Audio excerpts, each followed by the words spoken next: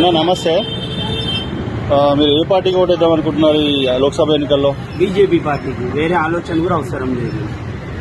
కాంగ్రెస్ కూడా బలంగా ఉందన్న పేరు వినిపిస్తుంది, మరి మీరేమంటారు? మీరు అన్న బలం తప్పితే దాంట్లో పార్టీలో ఉన్న 40 సీట్ల గురించి మనం ఎవరినో కూర్చోబెట్టలేము. వాళ్ళకు ఉన్న తిప్పి కొడితే 40 సీట్లు ఇప్పుడు 20 కన్నా ఎక్కువ వచ్చేటట్టు కనబడతలేదు. మనం మోడీ గ్యారంటీ ఉన్నది కాబట్టి 400 సీట్లు దాటితే ఎన్డీఏకి వేరే ఆలోచన అవసరం కూడా లేదు. మీరు ఎవరికైనా తెలిసిన వాళ్ళ గురించి చెప్పండి. ఈ అభివృద్ధి జరగాలంటే మాత్రం మోడీకి వేయాల్సిందే ఓటు. ఇప్పుడు ఇక్కడ మీరు ఆరు రమేష్ గారు గెలుస్తారని మీరు అంటున్నారు, మరి అది మోదీ గారి చరిష్మా వల్లనా? ఆరు రమేష్ గారిది కూడా ఏమన్నా క్రెడిట్ ఏమన్నా ఉందా దాంట్లో? ఇప్పుడు జరిగేది అసెంబ్లీ ఎలక్షన్ కాదు, ఇప్పుడు జరిగేది పార్లమెంట్ ఎలక్షన్.